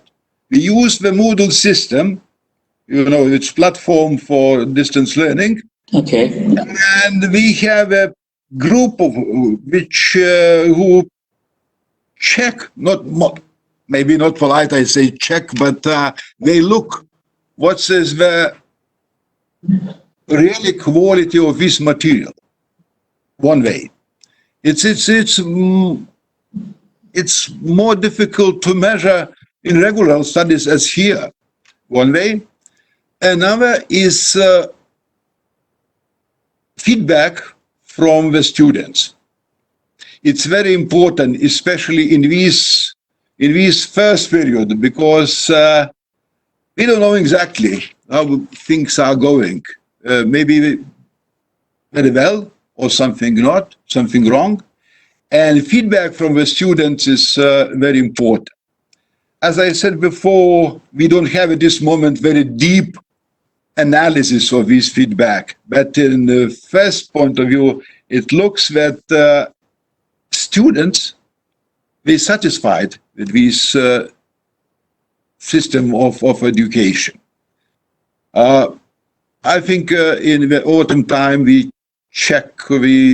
learn more about these things and we know better. But I think I'm feeling as professor that the quality is approximately in the same standard. It's my experience, long period as a professor. Thank you. Thank you, Prof. Daninas. Moving on, we still have a few more questions here. There's one question from Dr. Rosila.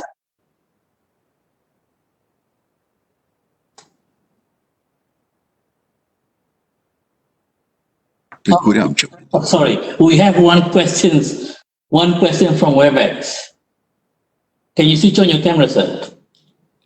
And your audio too. Hello. If you may introduce yourself.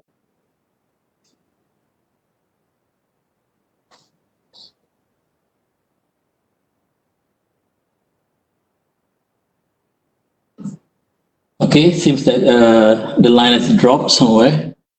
All right, so we will move on to, I have a few more here from Facebook Live. I think we'll start on this first. This is for Prof. Durisha. She praised Prof. Durisha's sharing today. Great sharing, she says. You are energetic as usual. This is from Dr. Rosila. The question is, leadership typically requires close physical engagement with the students or subordinates. In your experience and observation, how do university leaders lead in this socially distancing virtual world where connectivity is a challenge? Duri? Wow, tough question, huh? I think that is the key of everything. How do we become agile? How do we become adaptable to changes? And here we are, a pandemic or the COVID-19 as the abrupt change, suddenly. And it is not even our own doing, can you imagine? So how do we react to that? Well, react is a very temporary or short-sighted or short-term measures. How do we react to such an abrupt change? But then that is the key thing. How fast can we adapt to this? How fast can we adopt change and react to it? So for leaders, that's why just now I was just talking about leadership among students and student leaders. But we are the leaders of universities, whether we like it or not. So how do we, engage students, for example? How do we reach out? Our Vice Chancellor, Dato' Wahid, just now has shared how we, make it by design, that we reach out all the time. During the pandemic, we use all connections available. We use the phone, we use the internet, we use all the online facilities. For example, we remember when we switch on the telecounseling from the counseling center, because we do have issues of students getting depressed.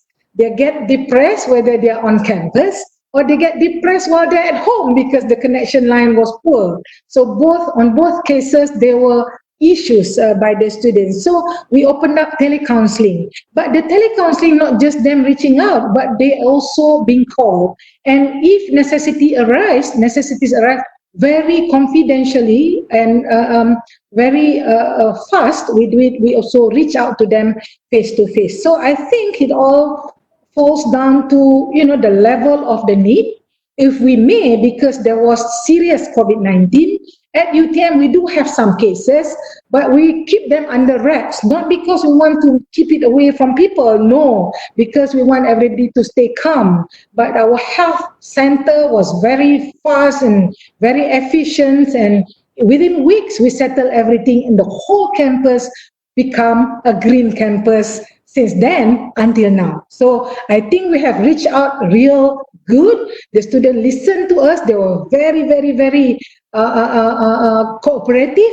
When we stay indoor, when we say stay indoor, use your mask, social distancing, when you go and get your food, because the food were ready on campus, we say stay, follow the SOP closely. They did. I would say that is, maybe if not 100%, that is more than 90% our ability to communicate in times of hardship. So I think leadership is there also in ensuring at times, I think at best or at worst, we kind of force it to, to be followed through, but it has been followed through. So now UTM and I think the rest of all the campuses in Malaysia are green campuses. Thank you. Okay, I'm told that there are a few questions on WebEx.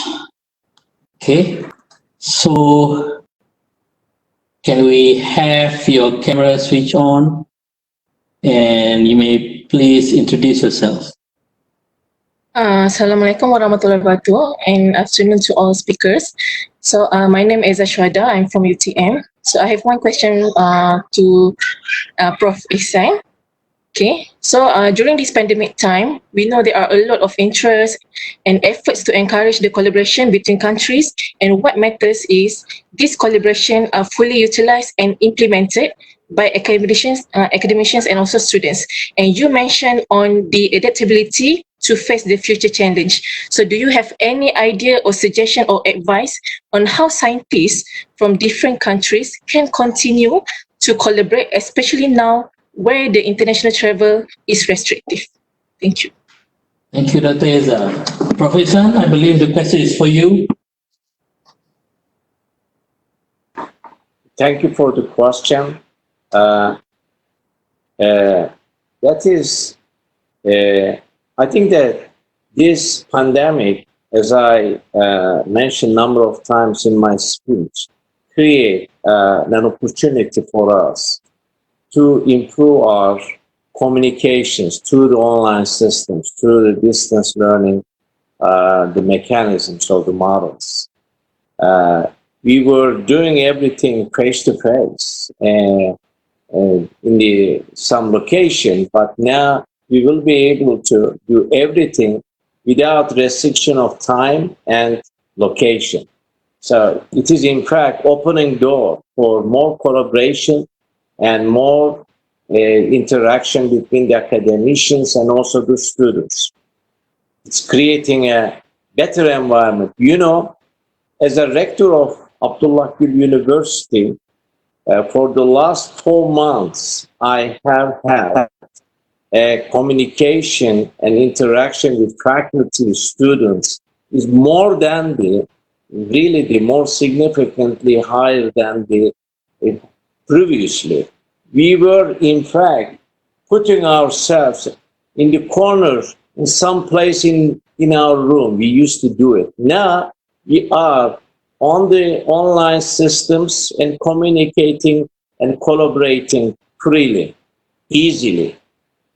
So in my judgment, in the near future, we will have more opportunities to improve our collaborations using online or blended systems.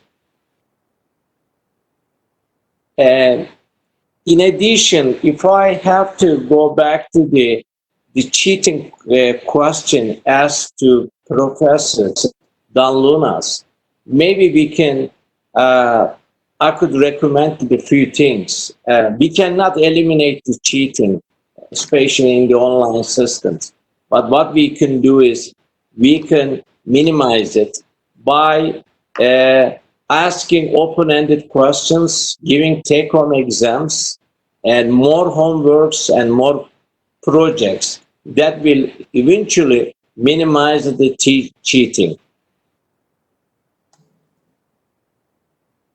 Okay. Thank you, Prof. Sabunjolu. I believe there's one more question on WebEx. Dr. Abdullah, your cam and audio, please. Greetings, everybody. I hope you can hear me. Assalamu alaikum wa rahmatullahi wa barakatuh, and a very good afternoon to everybody. Thank you for a great session so far. It's been really, really eye-opening. I've got a question to Professor Durisha. This question actually comes from two places. One as a former PhD student some time back, and one as a university administrator. Now, it's a VUCA world out there. So a world full of volatility, uncertainty, complexity, ambiguity. So in this world, we know how difficult it is to be a student, because sharing my personal experience, I was a student doing my PhD in New Zealand in 2010, where in Christchurch. So we were racked with earthquakes. And in fact, throughout my PhD there for 3.5 years, I experienced around 15,000 earthquakes. That's no joke, because every day you're wondering, are you going to live? Are you going to die? So it's full of uncertainty, and it does. It's very taxing on a student having to go through that. And in this current COVID-19 situation, we as a university, we are doing all we can to accommodate our students, to make sure that they feel safe, that there is some form of certainty that the university cares for them. That's all very good. Now, seeing it on the other side as an administrator, I'm just thinking how do we balance this? Because we are operating on limited resources. Among the ways in which we help students is waivers for this, waivers for that, financial aid, aid for food. There are so many things that UTM did. And it really shows the world that UTM cares for its students. And again, my question is, where do we draw the line? And how do we sustain something that's so intense? That's my question to you. Thank you very much. Prof. Zuri? Okay, thank you. That was another tough one there. I would just say this, okay? When you have to draw the line, you draw the line. That is what leaders are all about. When you have to say no, you say no. But you have to communicate with them. You have to face them head on. You need to be talking with them. You have to do the explaining. You just have to have, a little bit of, that perseverance on your side, because students are so exposed to the, I would say, we say it is a global village, and they're being influenced by everything around them, and they may say whatever, and they will, push forward whatever ideas. We accept that to a certain degree. We have to, because we are, we understand some of the difficulties are real, but also there are limits to all these helps or handouts or, the things that we can do for them. And at that instance, when that happens, we have to face students, and we have to be very, face to face with them, online too, if we must, or face to face, really physically, and that is going to happen very, very soon. In fact, with students on campus, the student leaders are here with us. In fact, they helped us during the COVID-19. They were there with us, with me, with the team at UTM, helping us. And when they were there, they were so understanding. And some of the students are these same students who write in the confessions. I am sure the UTM group or team or universities across Malaysia know we have these confessions among the students where they write what they want, how they feel, whatever, And I think I've seen some writings saying, oh, UTM, I love to be at UTM, we see what UTM is doing. Can you imagine in those confessions? And I was like smiling, and I was like, wow, So the student leaders, when they are engaged with us, they were there upfront with us during the managing of the COVID-19. And volunteers, we have many volunteers among those students who do not go back. They just want to help. They are undergraduate students, master students, PhD students, local and international. So I think to a certain degree, openness, flexibility, our way of opening up to them has worked. I think that has to be more, and I think that will help us in any other difficulties or emergencies or any crisis upfront. Thank you. Okay, thank you, Prof. Duri. We're taking question from Facebook Live, and I have one here from Dr. Faizan Abdullah. The question is for Professor Ehsan Sabunjolu, and he is asking, one of the challenges of the pandemic situation for universities is in developing the students' soft skill through co-curricular activities. Now, how does your university manage students' co-curricular activities during this pandemic? Professor? I received the question. Thank you very much. This is critically important for us to develop especially the new generation soft skills. During the pandemic process, or those days, in difficult days, we organized number of meetings, students meetings, using Zoom or some other internet facilities. We invited, I don't know how many, maybe more than 50 activities online using Zoom, inviting people from the real sectors, from different companies, from different universities. Even some students took the part in some seminars, some discussion groups. You know, we have a non-academic transcript in our university so that students, when they graduate, they do not only take the formal academic transcript, but also the non-academic transcript in terms of all the social, cultural activities or some other activities they involve in. But still this issue, developing soft skills during the pandemic stage, is an open question and open a research question. We should work on that. We should, because what? Because of the pandemic, you know, some of the face-to-face interactions, learning, eliminated, you know. Most of the time, students learn from each other, learn from their peers.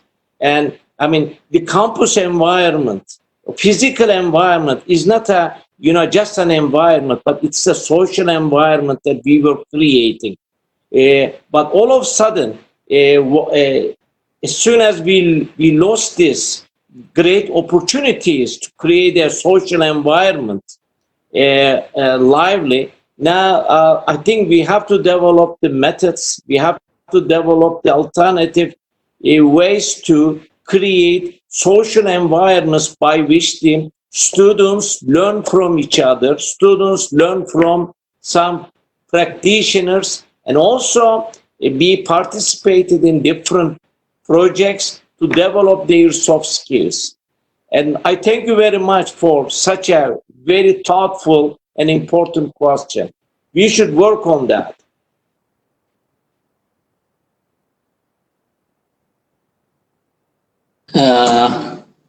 We have now a question from Facebook Live, and this one is from a student. And he's asking all the three panels. He says, "My name is Saiful Faiz from the Student Representatives Council, UTM. Now, my question for all the panels, based on the situation during pandemic, many tasks were being conducted online. Even the adult work from home. Now, in your opinion, is the world prepared enough to evolve from Industrial Revolution 4.0 to Industrial Revolution 5.0? Each of the panels may give its own answer. Please, we will start with perhaps Professor Alphonsas.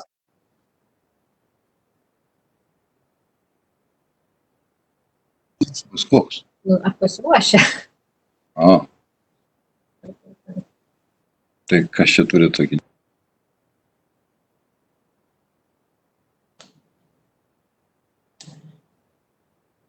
Professor Darius? Yeah, okay. When we talk about Revolution 4.0 or 5, I remember when I read about biotechnology, they have 8.0. Who knows what the number is right? But I think it's not this totally different things. This online teaching or learning, it doesn't influence for these things because if you look to the my country, I think the industry sector, there is Revolution 4.0. The pandemic influence was very small. No any reason to change. The things are going well, and I think here is not so big influence of pandemic, but I think here is sometimes our businessmen think they are thinking that maybe not necessary to rapidly change some technologies, so on, so on, so on. I think it's no correlation between these two things. It's my opinion. Thank you, Prof. Denona. So in your opinion, there's no correlation between 4.0 or 5.0. Professor Ihsan, what about you?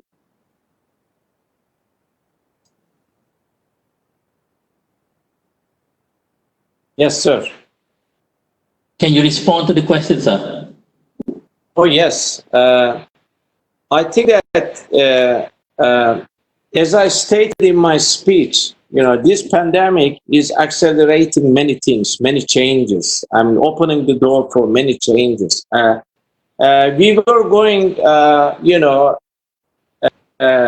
at a speed, at our own speed, slowly moving towards the society 5.0 or in industry 4.0, the targets of society 0 and 5.0 and 4.0. But this pandemic accelerated the change and speed up. With the new generation we have, Z Gen, and almost 1/3, even more, more than the population, maybe the half of the population in the near future. They are all digital natives, so they are ready. These young people are ready for society for 5.0. I think that this pandemic, if it has some good outcome or beneficial outcome to the society, I think it will speed up the entire process, all the efforts, get more closer to the society 5.0 level. But the technology itself is not a solution. We need to somehow, create the social environments, social activity environments in globe by means of online tools and some other means. That is my thoughts. That's my thoughts. I am very much optimistic about this pandemic is moving us or pushing us towards the 4.0 and society 5.0. We are getting more closer. In the Z generation being digital natives, that's very colorful. All right, Prof. Duri, over to you. Okay, thank you, Prof. Smith. I think in Malaysia, the driver of change is still mostly the government, the state, with the policies. I think the majority of the alpha generation will be on board. These are no more the last generation will be the alpha generation. They'll be on board and they are really digital generation. Malaysia is into digital economy already, but how fast we envelop this, it all depends on at the ground level and also at the policy level. I think how fast Malaysia adopt a new policy and how that goes down to the, at the ground level, the young ones, I would say, the talent or the workers, the people who drive change in Malaysia.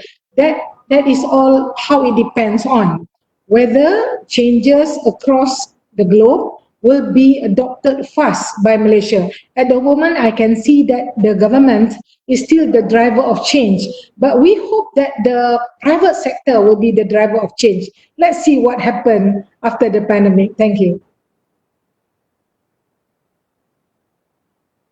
Session, and we still have questions pouring in, but as Prof. Duri said, we have to draw the line. Time is the factor.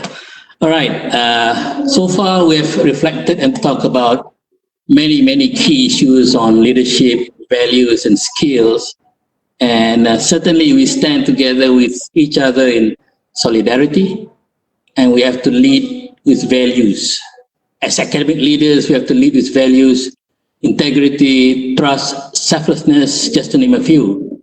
And also, we certainly do need more tools and inventions, skills, competencies, just to navigate better in this new norm. However, we should also remind ourselves that we should be guided by our internal compass, as how our Vice Chancellor has said, to serve humanity and to help prosper the lives of others.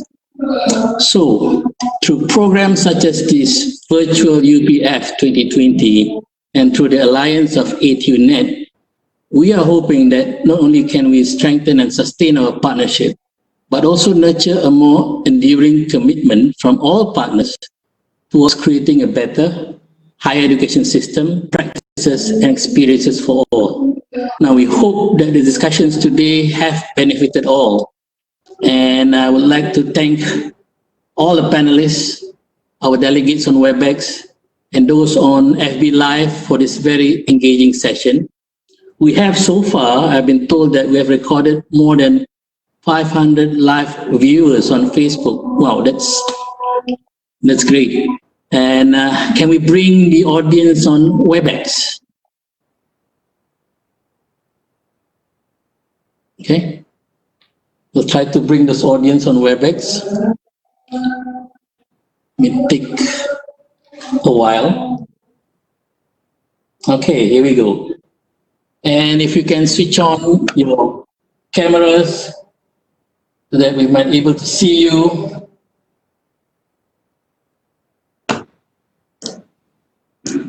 Hello. Hi. Hello. Hi. Hello. Thank you. Thank you. I see many familiar faces here and also some new friends. Hi. All right. I would like to take this opportunity to invite all of you and all of those in Facebook now to the second and third series of our virtual UPF. The date of the next series is August 12th, and the theme will be Building Academic Resilience in the Post-COVID-19 World.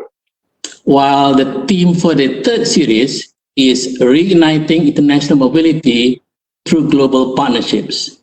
And this will be held on September 17th.